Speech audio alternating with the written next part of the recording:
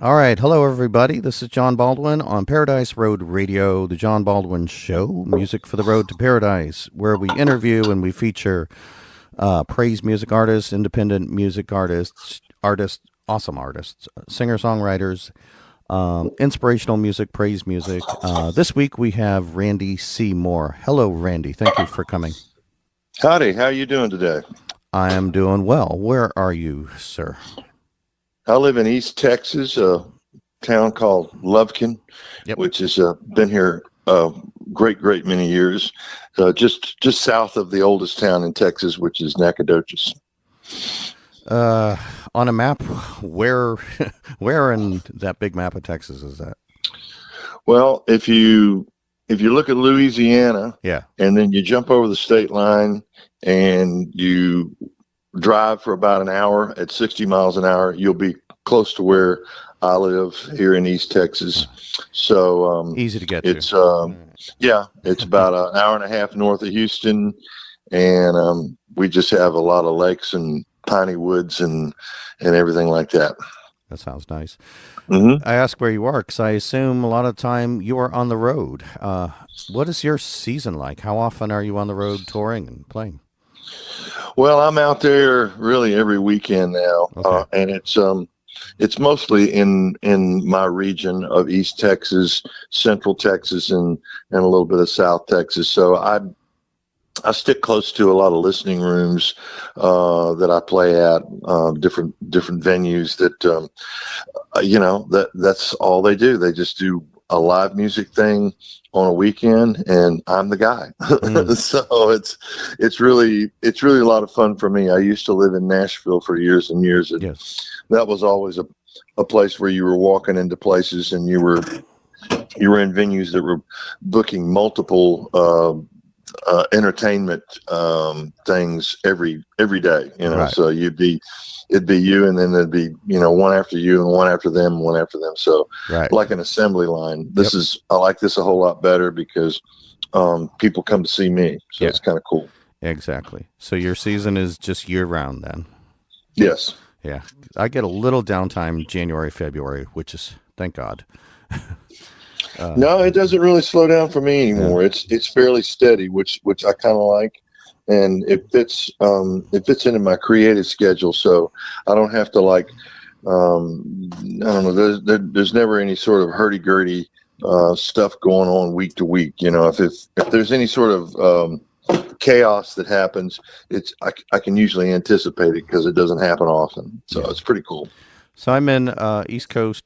I'm on North Carolina. Do you ever get out this way? Virginia, North Carolina, the Carolinas?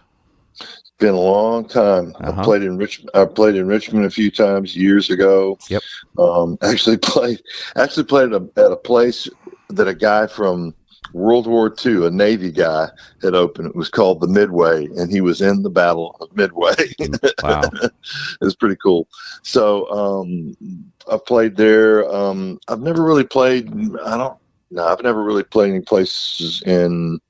Well, wait a minute. I played in Asheville, North Carolina. Very good. Yeah. I played a place called the Grove Park Inn for about a month, which was pretty cool. And then South Carolina, I used to play in Hilton Head, South Carolina a lot. That was always a good destination. Heck, just for the golf. Golfing.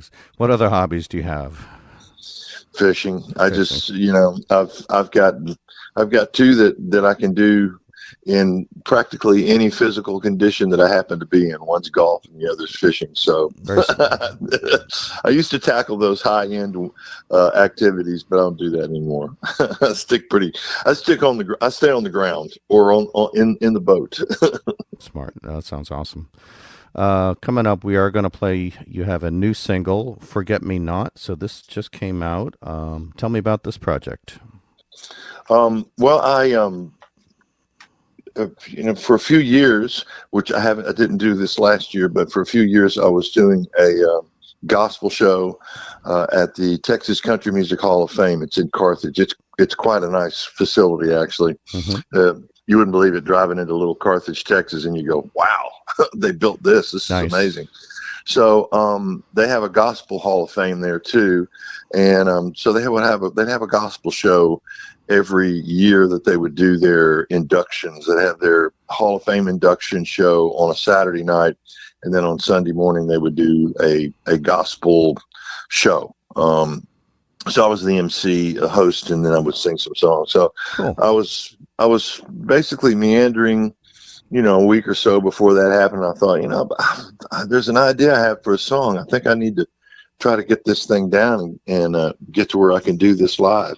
And so I started working on this song, this Forget Me Not idea, and it just wouldn't happen. But I thought it was a good idea, but the horse needed to stay in the barn for a while. So I just left it in there. And then last year I was having a conversation with my wife, and she was telling me how she grew up and everything. And I went, okay, now I've got the narrative for how I can, basically get a good story in the song. I like to tell stories, and this song has a nice little. It's got a sort of a real story to it with some imagery and stuff like that. So it all just kind of wrote itself the next morning. Yeah. Which I love, because if I have to work really hard at a song, then it kind of shows. Yeah. Yeah. Those are not the good ones. The good ones write themselves. Yeah. And so this is you described it as a prayer for redemption. So what did you mean by that? Well, it's a thing that's, after I got done with it, I thought, I think a lot of people feel this way. They want to make sure that they're not forgotten. They want to make sure that in heaven, they're remembered by the Lord and Savior.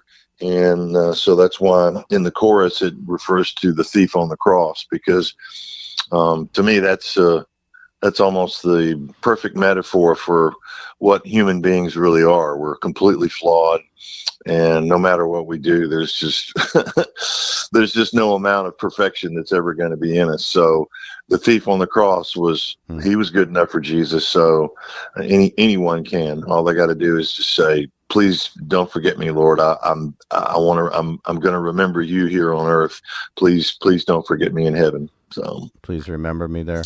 It's amazing because so many people spend their time worried about their legacy, and they don't want people to forget them here when they're gone. Where you're describing the opposite.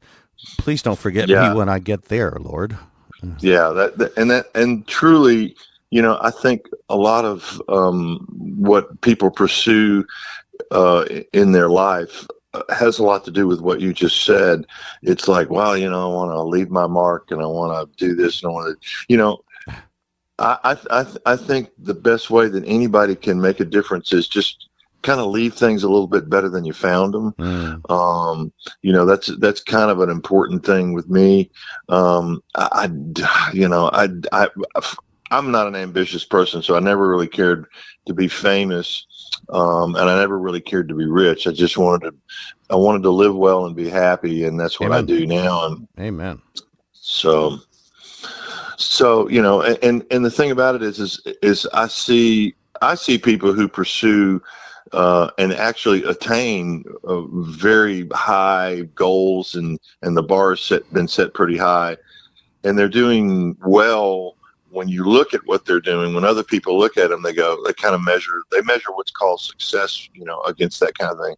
But if you really talk to some of these folks, a lot of them are like, I wish I was doing what you were doing, because who you are and what's going on with you is much simpler. And I know you've got to be a lot happier than I am, because I'm pulling my hair out, trying to keep this thing going.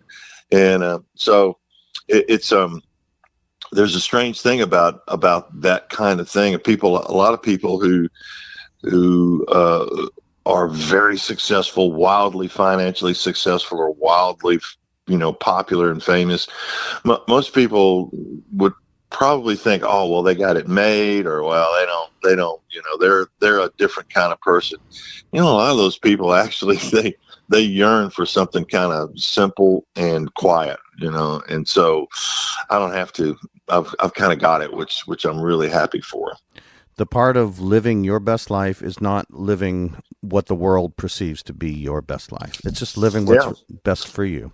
Let's go ahead and listen to "Forget Me Not" by Randy Seymour.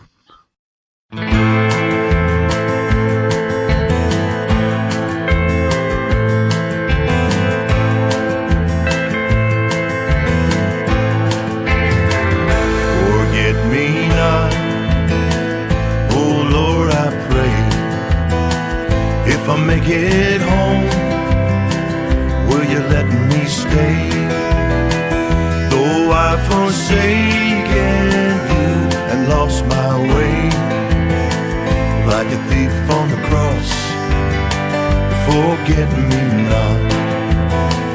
I was a child with a home in the sunlight, barefoot and walking in fields of gold, until one night, one callous evening, I started down that long dark road.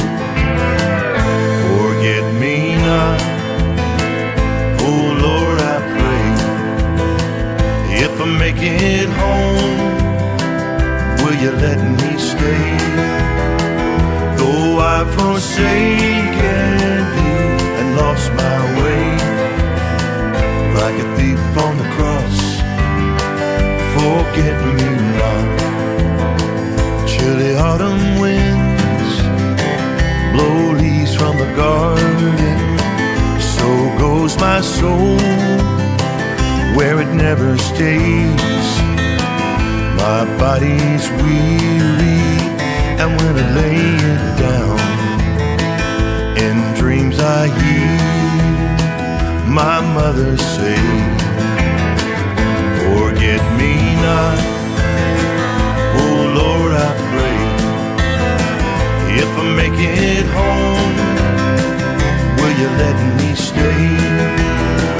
Though I've forsaken you and lost my way, like a thief on the cross, forget me not. With a soul that's lost, forget me not. Oh Lord my God, forget me not.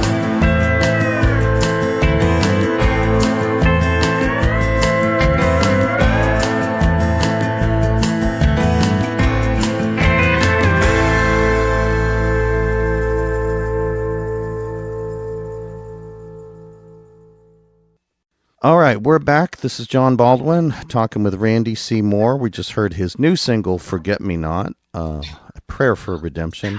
I like that you were talking about when you're songwriting that you want to have a narrative. I never think of that. I always have like maybe a message or a affirmation, but I never think to put a narrative in.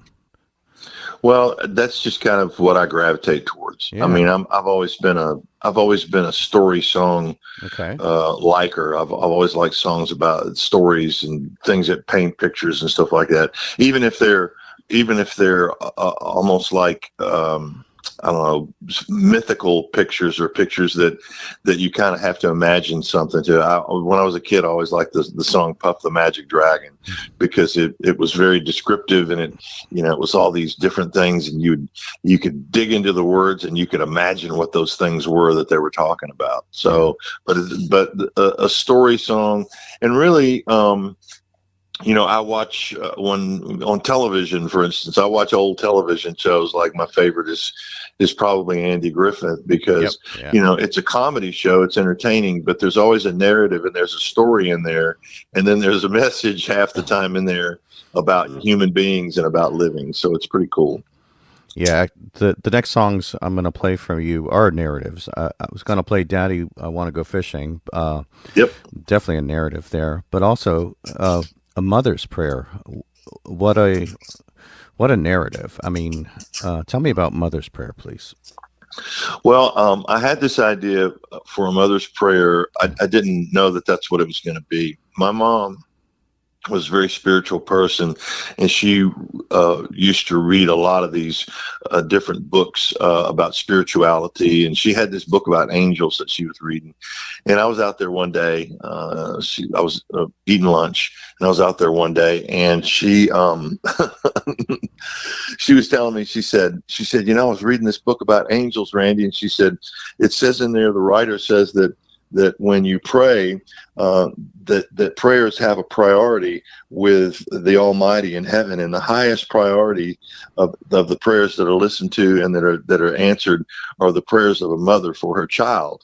And I thought, oh, okay, that's pretty cool. So like anything, like any piece of information or whatever, as a songwriter or as a creator of things like that, you kind of stick it in your pile of other things that are unusual and that you don't know about. So it was sitting back there for a while. So I had to go to, I was living in Nashville at the time, and I had a writing appointment, which always cracks me up. Right. You know, it's like you make an appointment at the dentist's office, but making an appointment to create a song is just like always very so forced. strange. Yeah. Yeah. So the guy that I was writing with he's a lead singer of the band called Ricochet. They had some top 10 hits in the 90s out of Nashville. They're a major label artist. And the guy that was the lead singer is a guy named Heath Wright, very nice guy. And so we sat down, and before I got there, I was hearing this idea in my head. I could actually hear the way the song sounded, the narrative of the chorus. I didn't really have the story. So sat down, we started messing around with this, and he really liked it. And he looks at me and he says, hey, what if we turn this song into something where the mother's prayer is from a mother who's having to give her child up for adoption? Yeah. I went, wow, that's really a different thing. I said, let's do it. So we finished the song in a couple of hours, and I was so happy with it. I said, Heath, how did you come up with that idea?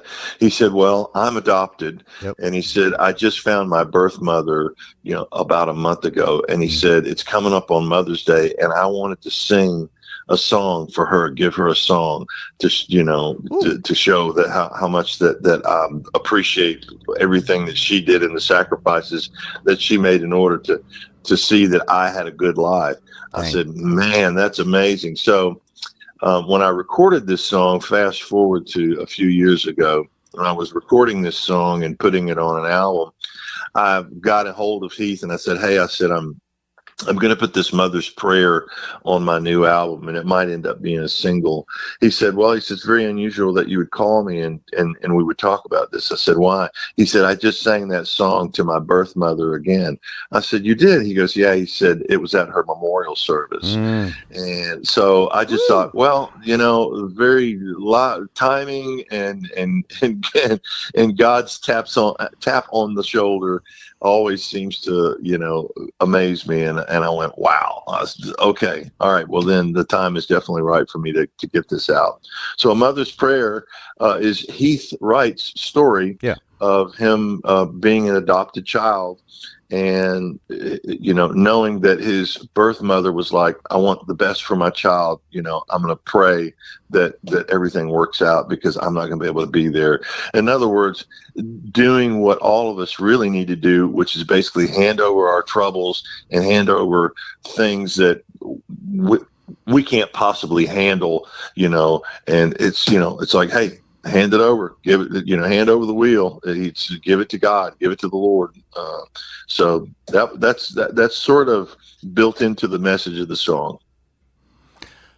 So I'm an adoptee too. I've been through that story. Wow. Yeah. Look at you. Yeah. Yeah. And it was 10 years ago when I went through what he just went through. So yeah, I know this. Well, I hope story. I hope that went well, because he said it went well for him. Sometimes it doesn't. So, it was very nice. If you get one great new relative out of it, it's wonderful. So I got a new brother out of it, and it was wonderful. So good. So, all right. So yeah, definitely prayers for all of these foster families, foster children, foster parents, adoptees, those who have to give up their children. Prayers for all these folks. Pretty much, I was just talking to somebody. In every family, we know somebody who's been adopted or separated or fostered. So just prayers for all these people. And this song's for y'all. This is A Mother's Prayer, Randy C. Moore.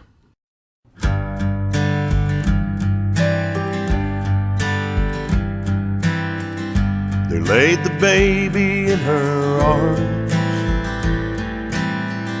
She watched a newborn son sleeping. She closed her eyes to say a prayer,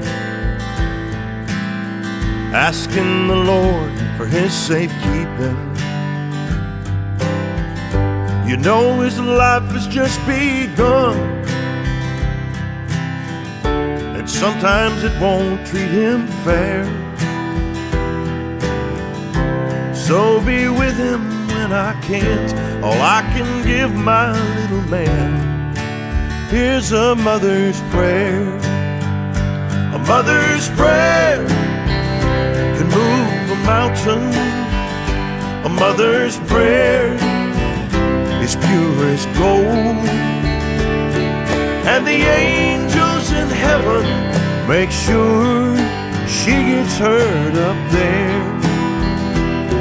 'Cause there's nothing that's more precious to God's ear than a mother's prayer.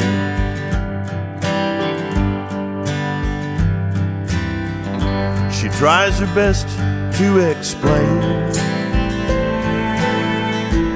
as she holds his little hand, saying you're meant for better things. My hope is you will understand. Now all the papers have been signed,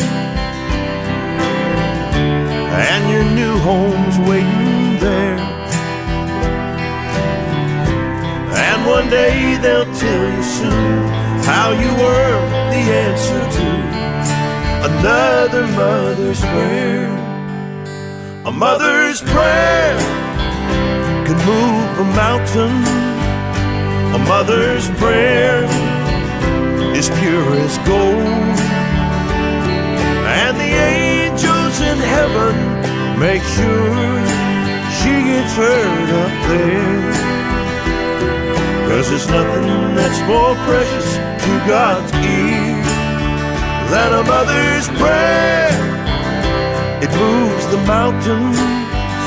A mother's prayer, it's pure as gold, and the angels in heaven make sure she gets heard up there. 'Cause there's nothing that's more precious to God's ear than a mother's prayer. Nothing that's more precious to God's ear.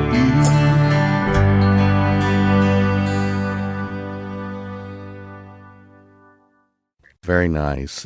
So we were just listening to A Mother's Prayer by Randy Seymour. I love the story behind that. You got it caught up in the emotion there. Yes, sir.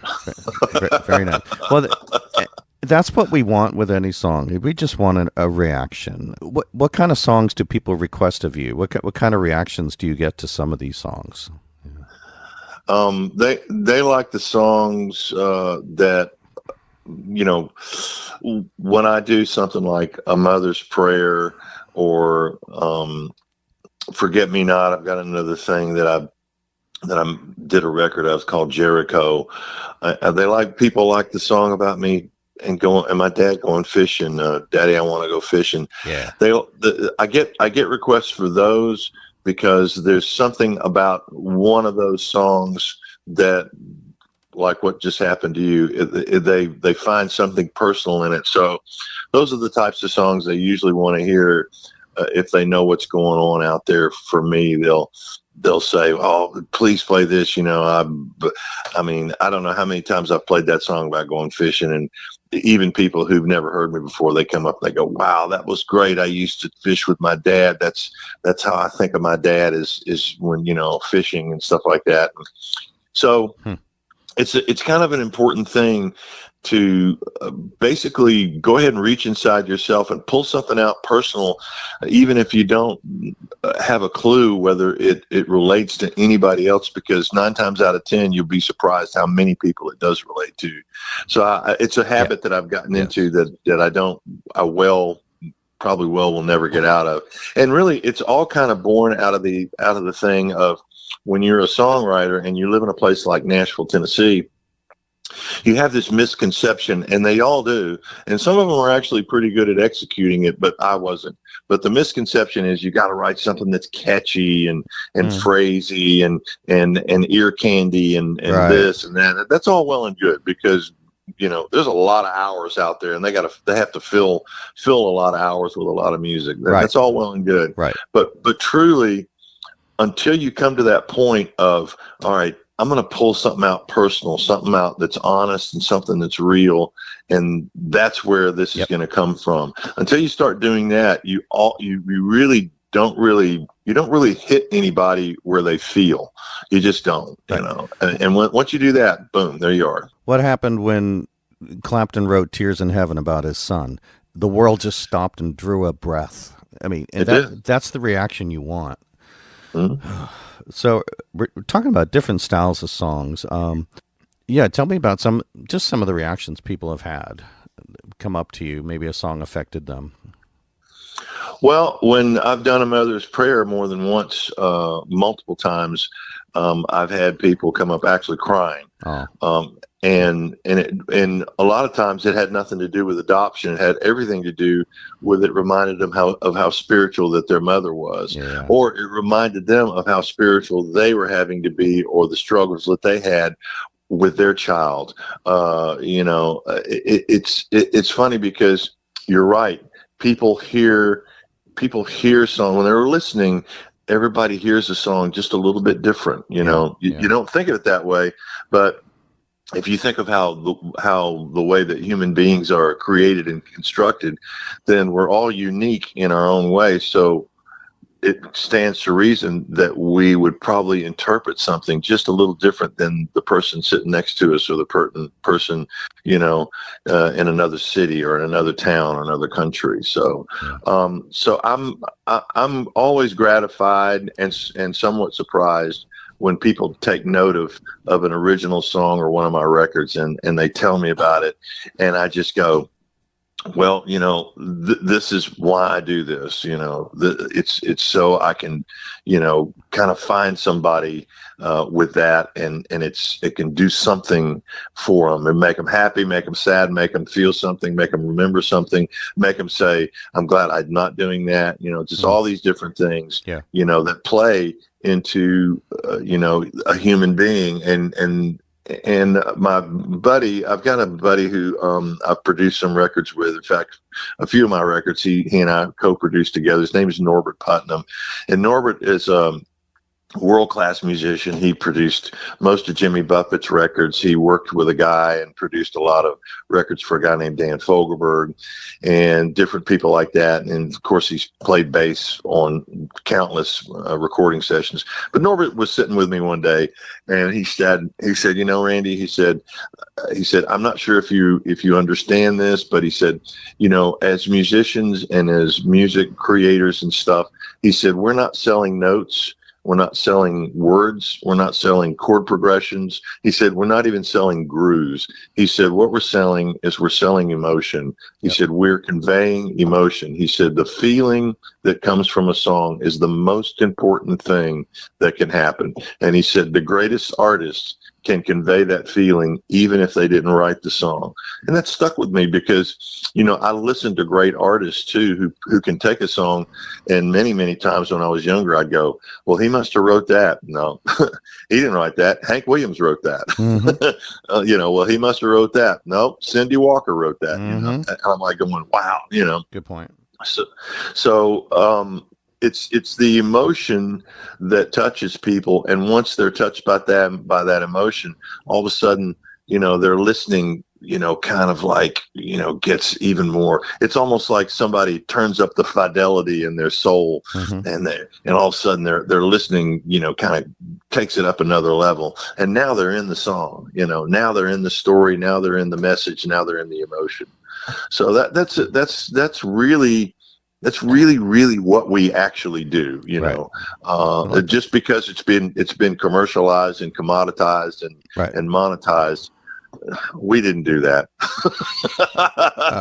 I like that. This is all good songwriting advice here. let's go ahead and listen to "I'll Save a Place," and then tell me about that song. But we're going to listen to Randy C. Moore, "I'll Save a Place." I'm sure there's a story behind this. This is a very emotional song.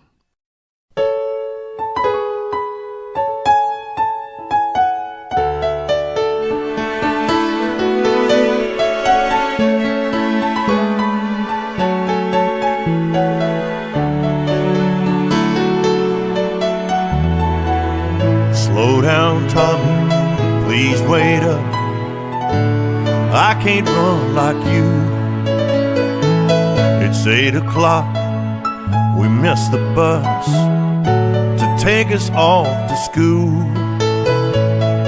I hear it stopping down the road, so you go on ahead, looking back and through a smile. My brother Tommy said, I'll save a place for you right next to me. Don't worry, no one else will take your seat. I'll tell the man, don't close the door. You won't have to run no more, just like you know I always do. I'll save a place for you.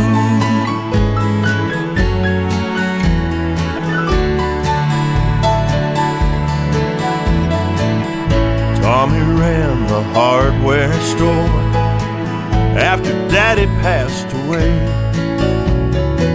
I played football on scholarship down at Memphis State. One Saturday, late October, I ran the winning score. After the game, coach said, son, you better hurry home. The room was dark when I came in. Tommy lay there all alone. The brother I had looked up to was barely hanging on. He squeezed my hand and whispered, I'm going on ahead. And looking up through heaven's door, my brother Tommy said, I'll save a place for you right next to me. Don't worry, no one else will take your seat. Well, I'll tell the man, don't close the door, and you won't have to run no more, just like you know I always do. I'll save a place for you.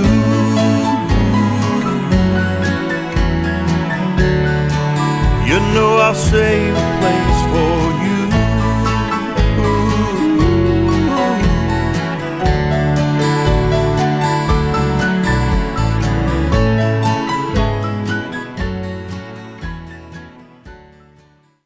All right, this is John Baldwin back on the John Baldwin Show with Randy C. Moore.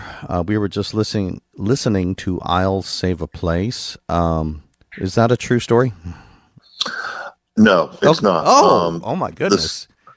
The song itself, the lyric actually started with Debbie Perkins, Carl Perkins' daughter, and Debbie and I and Carl worked on this song a little bit. And Carl always intended to record it, but he had a brother that passed away when he was like. They toured together. His big brother was his rhythm guitar player when Carl Perkins was touring back in the late 50s and the early 60s. His brother ended up getting cancer, brain cancer, I think it was, and he didn't last long. And this was the brother that always looked after Carl, the big brother who always looked after him, you know. Yeah. So it left a huge gap. So anytime he would try to record this song, he would just break down in tears and he couldn't finish it. So I ended up taking the song, and after Carl passed away, I ended up taking the song down to Memphis with me, and I gave myself a birthday present, and I booked a recording session at Sun Studio on Union Avenue down there one night. Yeah. So I took my band down there, and we had some songs. We had a bunch of songs I had written. Then we decided we were going to cover a bunch of old Sun Records songs, blues songs, things like from Little Milton and from Roy Orbison and people like that. So it got to be around midnight, and so I said, okay, guys, I said, this is it. I said, we're going to wrap it up here. We got one more to do. And just about the time I got done with that, my piano player started into this little intro of the song. So I thought, okay, we're going to do this. Nobody counted it off or anything. So we just kind of just went right into it real natural like. And we got all the way down through the song. Okay. And we're getting down, and when you're playing a song in the studio, a lot of times, if you're not going to end the song, you're going to do what's called a fade. So this wasn't going to end. It was just kind of going to keep playing over and over again until the song faded out for the record. So we're getting down to where it would be around 4 minutes in the song. And all of a sudden, over our headphones was this weird, loud, ringing noise. And so we all stopped at once. And I looked at my keyboard player and I said, did that come off of your piano? He goes, I don't know where that came from. And I looked at the drummer and I said, did you hear that? He goes, yeah. He said, are there ghosts in the studio? I said, I don't know. So we got done with this whole thing, and I went back home, and I don't know, I let the tapes lay around for a couple of weeks. So I stuck them in and started listening to this thing, and I heard that, and I didn't know if the noise was on tape or not. It was. Wow. So I called up Debbie, Carl's daughter, and I told her about what was going on. And she said, well, that doesn't surprise me one bit. I said, tell me why this doesn't surprise you, Debbie. She said, after Elvis had passed away, Daddy was down in the studio with the boys, and Daddy wrote a song about Elvis called "The Whole World Misses You," and they were playing this song. They were recording it in the studio, and they got down toward the end, and Daddy was just doing a little bit of Dixie for the end. He was going, "I wish I was in the land of cotton," and all of a sudden, this big loud noise came over that nobody made, and they couldn't believe it. So they listened back, and they looked at Carl. And while they were listening back, and they said, Carl, what do you think that is? And she said, Daddy looked at them and said, well, I think that was old Elvis saying hello. And I said, well, Debbie, I said, what do you think this noise was that we had on my record down there? She said, Randy, I think that was Daddy saying happy birthday, Randy. Tell me more about Carl. I definitely wanted to ask about working with Carl Perkins. Yeah, Carl was he was an everyman. If you met him anywhere, you'd think he was you'd think he was a mechanic or a farmer. Wow. Or a guy who ran a place that would fix your boots. He put on absolutely no airs whatsoever. Wow. He was real. I call it country smart. He had horse sense and country smarts, and he was very, very clever and very intuitive about other people. He really cared about other human beings a lot. He had an amazing soul, and he was funny because one time I was eating lunch with him, and he looks at me, and he's got these glasses that kind of made his eyes magnified. So his eyes look like two over easy eggs looking at me. And so he said, Randy, I'm a little worried about what's going to happen to me after I'm gone. I said, well, why would that worry you, Carl? He goes, well, he says, when I get over on the other side into heaven, he says, I don't know if they're going to want me over there or not. He says, I don't know my Bible learning as good as I do. And he kept a Bible by his right on his end table where he would always sit. So he would read the Bible all the time. Cool. I said, well, Carl, I said, let me just tell you this and see if you think this is is okay. I said, the Bible was written for us as a guide here, so we will know how to live, and we will know what to do, and how to get ourselves closer to God. I said, once you get on the other side, I said, they're not going to ask you questions about your Bible learning. I said, the Bible's for here. It's for us now. I said, it's not for over there. I said, once you're over there, I said, everything is different. He goes, so if I don't know it well enough, sometimes I'll be okay. I said, yeah, I think you'll be fine. He goes, boy, I kind of feel a lot better. That's good. Very good advice. I don't know where you pulled that out of. That was very good. Well, this is one of the things that made me think of that is when my dog passed away. I was very close to this dog, and so I was talking to my brother on the phone. I said, well, I'll get to see her again on the other side. Yeah. And he said, Randy, he said, there's not going to be any.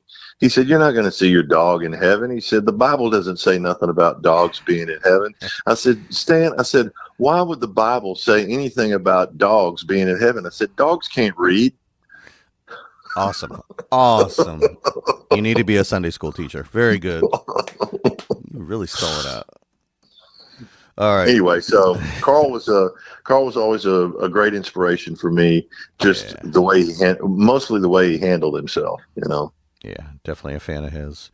Definitely a fan of this last song I'm going to play, Jericho. That was my favorite that I heard. We're going to listen to Jericho. Thank you for visiting with us. This is Randy C. Moore. And go ahead and say goodbye to the listeners. Well, if anybody wants to find what I'm doing, they can go to my website, Randy C. Moore, RandyCMoore.com, or they can find me on Facebook at Randy C. Moore Music and Friends of Randy C. Moore. So it's all out there. They can see the videos. They can download the tunes. They can stream the tunes, or they could go buy a soccer ball and go out in the yard and play soccer. It's all good.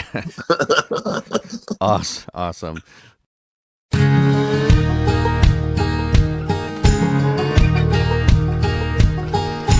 What you gonna do when the walls of Jericho crumble? What you gonna do when the walls of Jericho crumble? Who you gonna hail and glorify? Who you gonna curse and crucify? What you gonna do when the walls of Jericho crumble?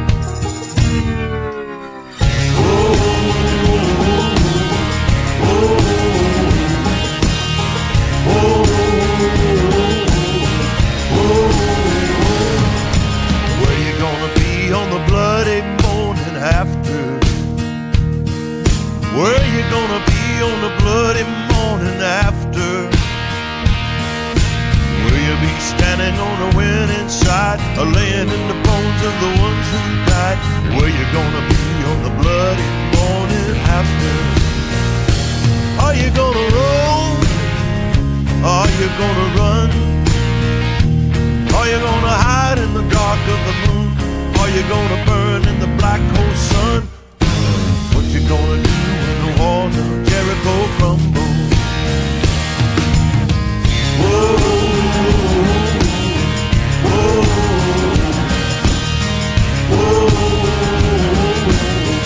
whoa. Who you gonna blame when the truth is finally spoken? Who you gonna blame when the truth is finally spoken? Are you gonna point a righteous finger, looking at your face, staring at the mirror? Who you gonna blame when the truth is finally spoken? What you gonna say when they ask what you believe in? What you gonna say when they ask what you believe? Are you gonna speak God's holy name, or swear on your life that there ain't no such thing? What you gonna say when they ask what you believe in? What you gonna do when the walls of Jericho crumble? What you gonna do when the walls of Jericho crumble? Who you gonna hail and glorify? Who you gonna curse and crucify? What you gonna do when the walls of Jericho crumble? What you gonna do when the walls of Jericho crumble?